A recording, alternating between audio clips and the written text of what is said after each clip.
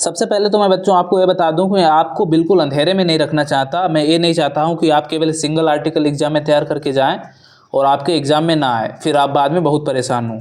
आज के वीडियो में हम आपको टॉप 5 आर्टिकल बताएंगे जो निश्चित रूप से फिर आपके एग्ज़ाम में आना तय है उनमें से, ठीक है।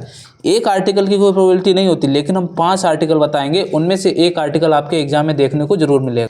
और आप लोग भी जानते हैं कि आर्टिकल जो है वो 10 मार्क का आता है आपके एग्ज़ाम में, तो अगर आर्टिकल छूट जाएगा तो सीधे 10 नंबर का आपका लॉस हो जाएगा, ठीक है। तो मैं हूं मुकेश यादव और आप आ चुके हैं मैथ सुपरविजन पे। कंटिन्यू करते हैं इस शानदार सेशन को। तो सबसे पहले बच्चों देख सकते हैं अनएम्प्लॉयमेंट, ये आपको मॉडल में दिखाते हैं। ये देखो आया हुआ है यहाँ पे अनएम्प्लॉयमेंट, और ये देखो कई बार पूछा गया है, तो मोस्ट इम्पॉर्टेंट आर्टिकल है। दूसरा आप लोगों को अगर दूसरे की बात करें, एक तो अनएम्प्लॉयमेंट, ये तो मोस्ट इम्पॉर्टेंट है।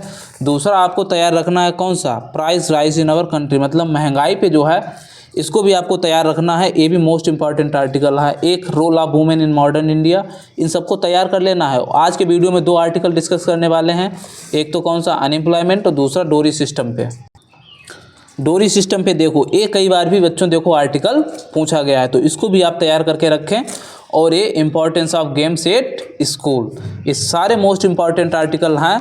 और 2 ये बच्चों, एक तो ये हेल्थ इज़ वेल्थ, ये वाला आर्टिकल, और एक ये और तैयार कर लें आप लोग ऑनलाइन क्लासेस का ए। तो आप बिल्कुल डरे नहीं, आपको एकदम आसान भाषा में, इससे मैं गारंटी लेता हूं कि इससे आसान भाषा में आपको यूट्यूब पे कहीं, पूरे यूट्यूब पे इतने इजी लैंग्वेज में कोई भी ऐसे नहीं कराएगा। और आप बिल्कुल डरे नहीं, अगर आपने बिल्कुल अभी तक आर्टिकल नहीं पढ़ा है तो आज का ये आर्टिकल साथ ही के साथ आपको याद हो जाएगा और आपके 10 नंबर एकदम पक्के हो जाएंगे। तो शुरुआत करते हैं सबसे पहले अनएम्प्लॉयमेंट। तो यहाँ पे देखो बच्चों लिखा हुआ है अन और फिर लिखा हुआ है एम्प्लॉयमेंट। अनएम्प्लॉयमेंट का मतलब होता है बेरोज़गारी। अब बेरोज़गारी से तो हर आदमी परिचित है, बच्चा बच्चा जानता है।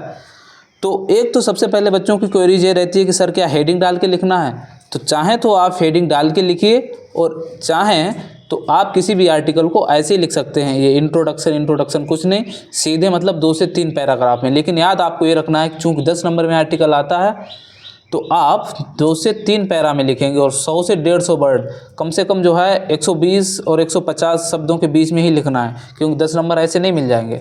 तो शुरुआत करते हैं बच्चों। देखो इंट्रोडक्शन क्या कह रहा है, अनएम्प्लॉयमेंट के बारे में लिखना है। इंट्रोडक्शन का मतलब होता है कि उसके बारे में बताना है कि है कौन चीज़। अनएम्प्लॉयमेंट के बारे में लिख रहे हैं तो क्या है, India is facing many problems.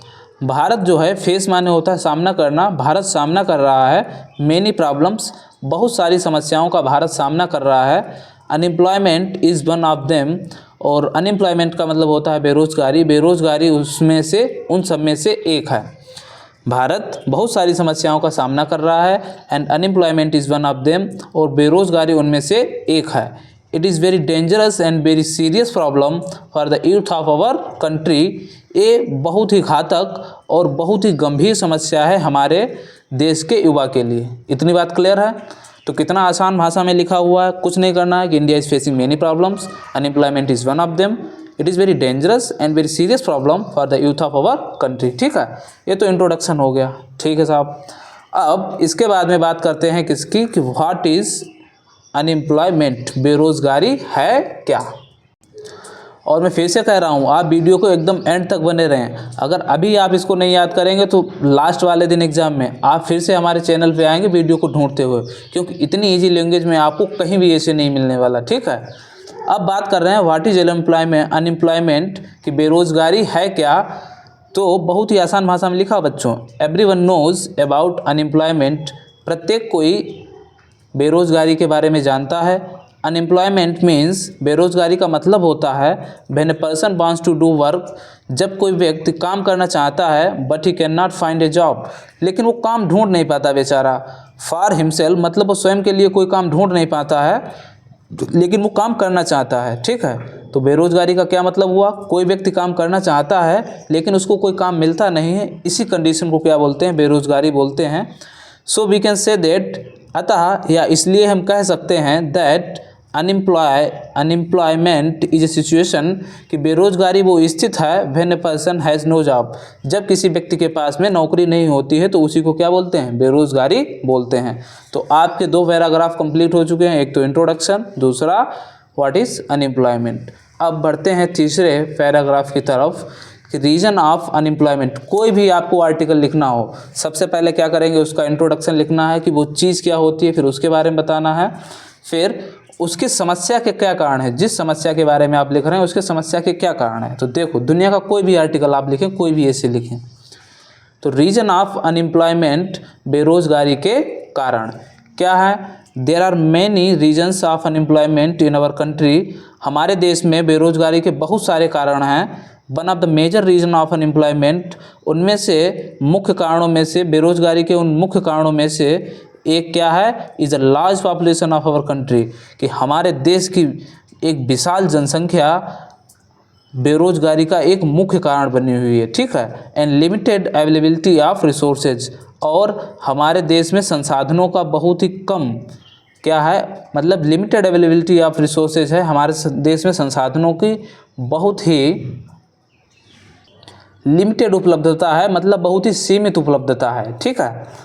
अब अनदर रीजन इज, और दूसरा कारण यह भी है, slow economic growth of our country, कि हमारे देश की जो इकोनॉमिक ग्रोथ है, जो अर्थव्यवस्था है, वो बहुत ही धीमी है। ड्यू टू दिस, इस कारण new jobs are not created, इसलिए क्या होती है, नई नौकरियां नहीं निकलती हैं या नई जॉब्स जो है वो नहीं बनती हैं। हम भी बच्चे जानते हैं कि जब हमारे देश की इकोनॉमी अच्छी नहीं होगी, इंडस्ट्रियल एरियाज़ में क्या होगा, अच्छी ग्रोथ नहीं होगी, तो नई वैकेंसीज़ कहाँ से आएंगी, तो सारे लोग क्या हो जाएंगे, बेरोजगारी के शिकार हो जाएंगे। जब हमारे देश की इकोनॉमिक ग्रोथ बहुत अच्छी होगी तो इंडस्ट्रियल एरिया में या जो अदर सेक्टर्स हैं उनमें क्या होगा, ग्रोथ होगा धीरे धीरे, तो क्या होगा, जो एम्प्लॉयमेंट है उसके अवसर मिलेंगे, ठीक है, अनएम्प्लॉयमेंट ख़त्म हो जाएगा। तो another reason is slow economic growth of our country, due to this new jobs are not created in sufficient number, इसलिए जो है नई वैकेंसियाँ या नई जॉब जो हैं वो पर्याप्त मात्रा में उपलब्ध नहीं हो पाती हैं। The third reason of unemployment is the lack of skills in people, और जो तीसरा रीजन है बेरोजगारी का, या तीसरा जो मुख्य कारण है बेरोजगारी का, वो क्या है कि लोगों के अंदर कौशलों की कमी है। लैक का मतलब होता है कमी, लैक का मतलब क्या होता है बच्चों, कमी, और स्किल का मतलब होता है कौशल, कि तीसरा जो रीजन है कि लोगों में कौशलों की कमी है। Due to this they are not able to find a job for themselves, इसलिए वे अपने लिए जॉब पाने के लिए सक्षम नहीं होते हैं। तो हमने क्या पढ़ लिया है, रीजन ऑफ अनएम्प्लॉयमेंट। पहला रीजन क्या है कि मेजर पॉपुलेशन या large population of our country, दूसरा क्या है, slow economic growth of our country, और तीसरा क्या है, तो lack of skills in people. ये तीसरा रीजन है काहे का, अनएम्प्लॉयमेंट का। आशा है आपको इतना क्लियर हो गया होगा।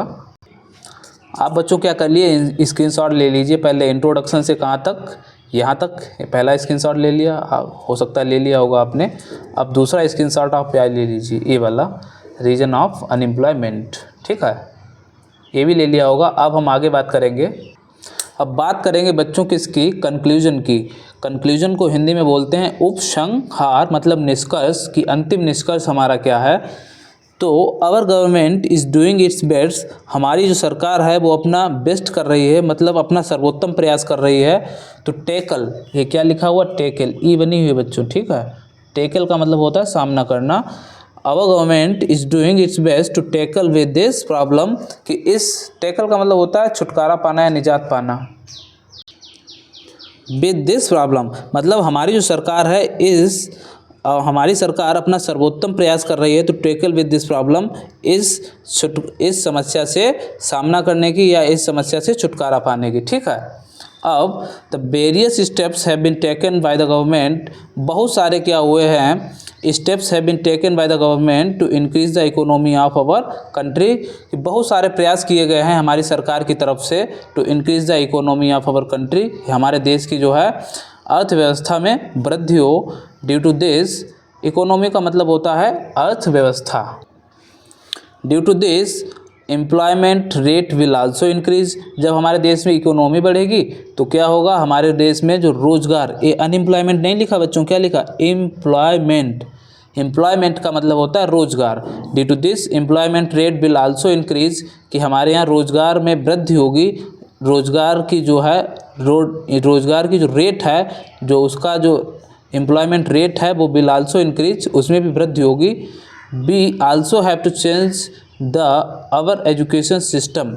अब तीसरी बात देखो, कितनी प्यारी बात लिखी हुई है कि हमको हमारे जो एजुकेशन सिस्टम है उसमें भी बदलाव करने की ज़रूरत है। We also have to change the our education system because, क्योंकि it is based on theoretical knowledge, ये केवल क्या है हमारे थ्योरेटिकल नॉलेज पे या थ्योरेटिकल ज्ञान पे क्या है आधारित है। But now days we need practical knowledge, और हमको क्या है आजकल प्रैक्टिकल नॉलेज की ज़रूरत है। ठीक है, इन इंडस्ट्रियल सेक्टर, हमको जो है औद्योगिक क्षेत्रों में प्रैक्टिकल नॉलेज की ज़रूरत है। अब हम तुमको साइकिल के बारे में पढ़ाते रहें कि साइकिल ऐसे चलाई जाती वैसे चलाई जाती, साइकिल कभी चलाएं ही ना, तो साइकिल के बारे में पढ़ाना वो क्या है थ्योरेटिकल नॉलेज है, लेकिन साइकिल को चलाना वो क्या है प्रैक्टिकल नॉलेज है। तो आप किसी भी कंपनी में जाएंगे तो आपको प्रैक्टिकल नॉलेज की ज़रूरत पड़ेगी। ठीक है, तो वही लिखा हुआ है कि what now days we need